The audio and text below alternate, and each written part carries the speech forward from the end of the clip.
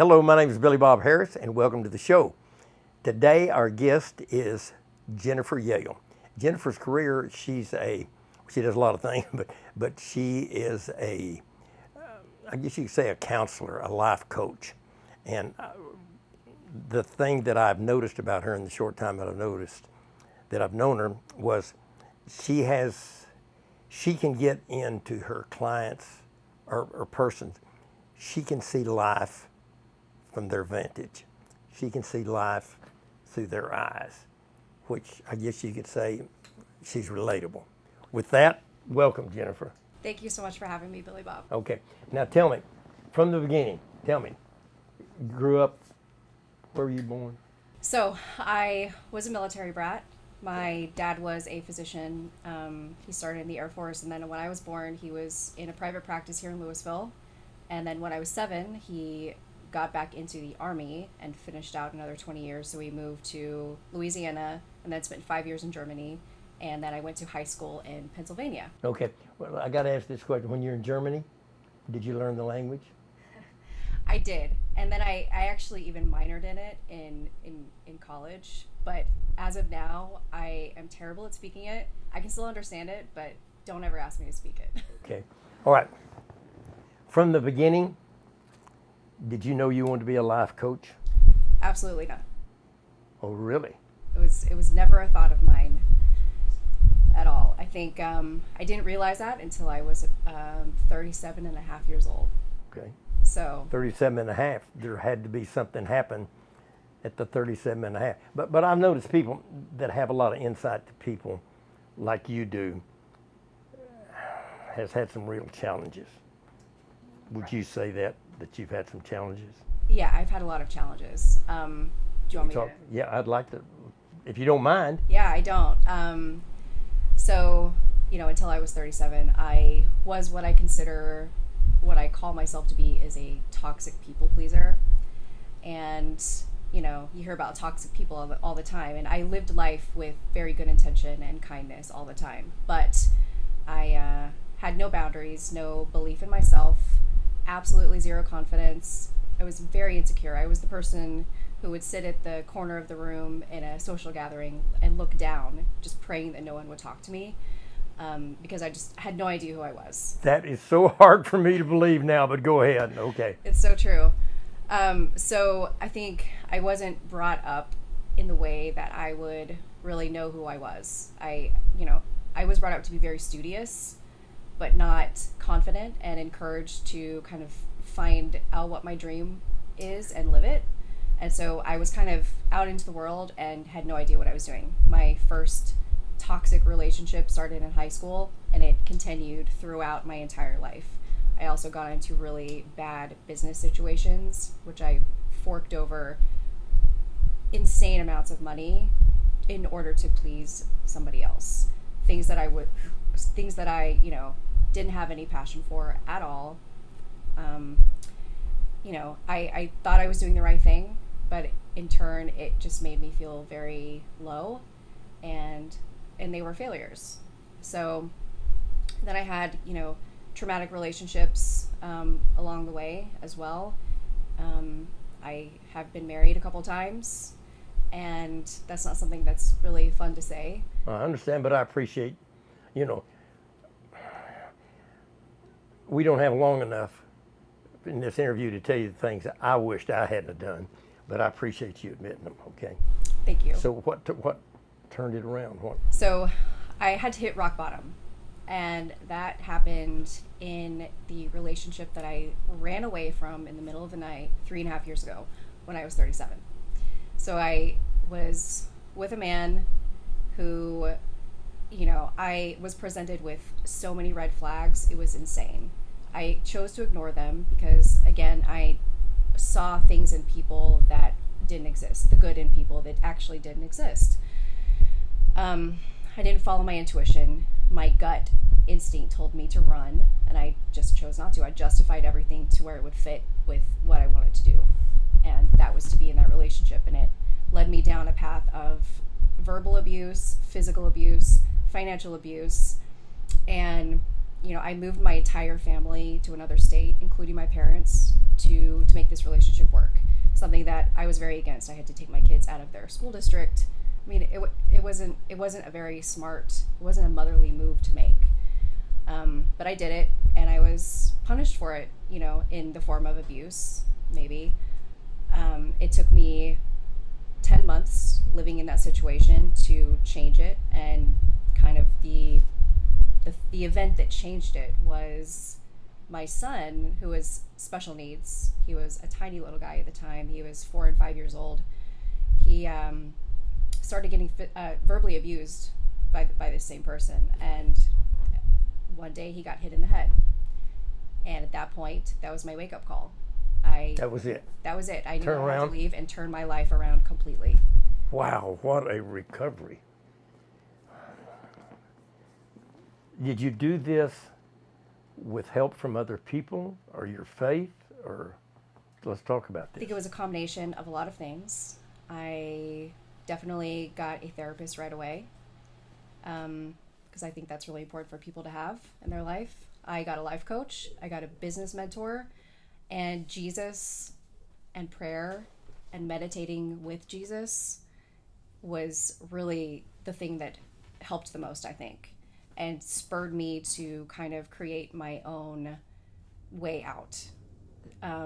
Personal growth was something that I became really involved in. Obsessed with? Obsessed. Personal growth in all the different areas: spiritually, mentally, physically, emotionally, relationally, financially, and kind of thinking in the future about what I want my legacy to be, and which I think is very important. Who we leave this earth and what people will think of us. And so I knew, in the back of my mind as well, the fact that I had placed my children in bad situations. I knew that I would never do that again, and I had to completely reinvent myself in order to prevent that from ever happening again. So I discovered who I was. I became authentic, fell in love with myself, really, and started to embrace being very, I wouldn't say outspoken, but clear boundaries, speaking up for myself. I became assertive and really just a completely different person than I had ever been before. Okay. I said from the start, you have the ability to know when you're counseling somebody, to let them know that you can see life from their viewpoint because you've been there, correct? Right. I really love people. I have such empathy towards people, and I can really feel what they're going through. And I think once I feel that, I can see a clear path on exactly how to change their life with them, with them being the main person in that equation. They have to take the action that we discussed together, but I can really see and feel, and I just want to serve others and help them figure out the way to achieve their best life. Okay. I wrote this down because it's very unusual here. Tell us how you're called to focus on empowering men, on the concept of biblical masculinity. Now I've never heard those two words together. Explain that to us and how you got called. So I would say the trajectory of my coaching experience, I started with wanting to help the same woman that I was. That didn't really work out for me, for whatever reasons.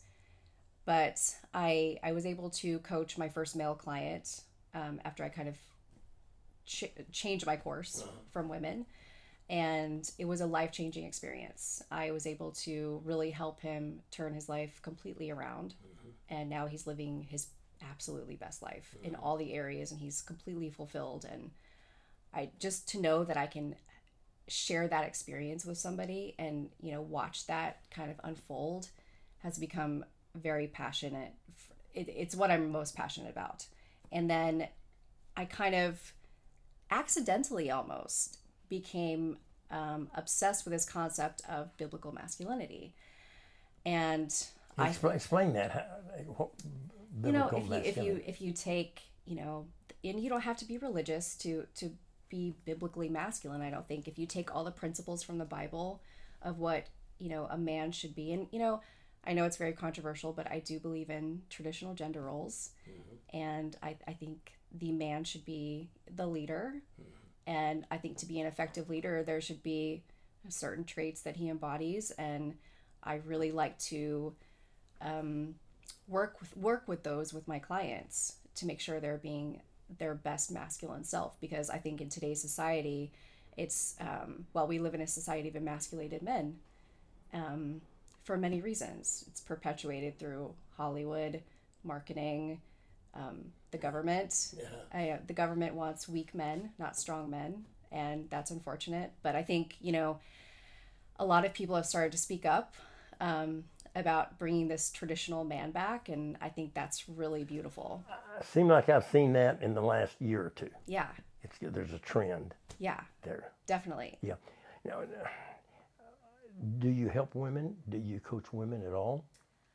I don't.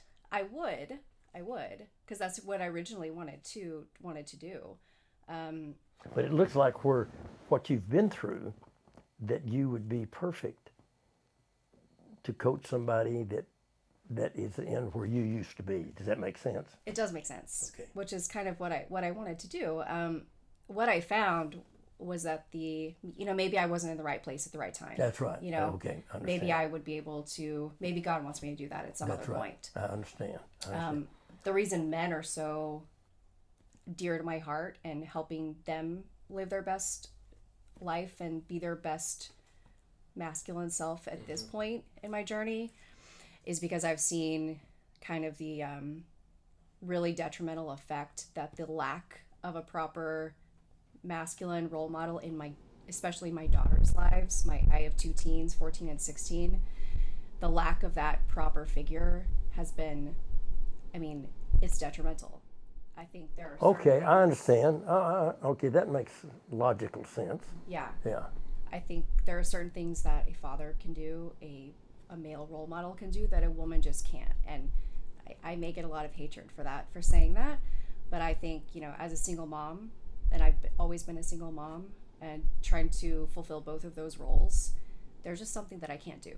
Yep. And I think that's, where a man would come in. And you may be the only female that is coaching about male strength, male leadership from a biblical standpoint, which I think is very good. So let me ask you this. I've heard this story. Let's say that Whitney Houston and Elvis Presley were going to be together tonight at a concert, but nobody knew about it. There wouldn't be anybody there. How do you market yourself? Tell me about, if somebody wanted to get in touch with you, how would they find out about it? Well, I write a lot of content. I love writing, and so I write a lot of content about not just masculinity, but a lot of other inspirational topics. You write about it on social media? On social media. So I use LinkedIn and Instagram and Facebook. Okay. Do you have a website? I don't have a website. I do it all through those 3 platforms. Okay, that's good. Jennifer, in closing, I always ask my guests, okay, boy, this is going to be sad. Tell me your 3 favorite words. Oh gosh, that's a really great question. I think my favorite 3 words would be, number 1, Jesus. Okay. For many reasons. Uh-huh. I think we should all be as much like Jesus as we can. Okay. I feel a very close bond to Jesus. Okay. So I try to live in that mindset. Okay. I think kindness. Okay. Kindness.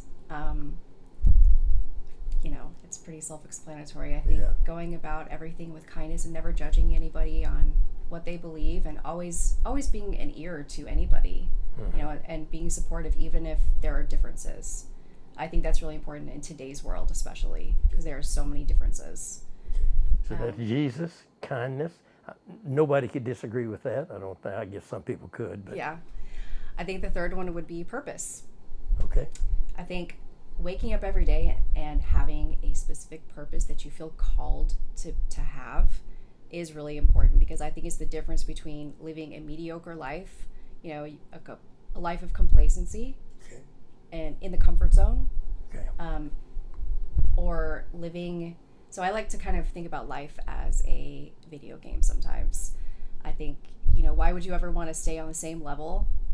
That would be really boring. You want to keep leveling up. And I think having a purpose and constant growth as a goal, I think it's really important to live a life of joy. Okay. I wish I'd have written all those things down. I'll go back and listen to them. Thank you very, very much for your time. Thank you so much for having me. It's been great. Thank you.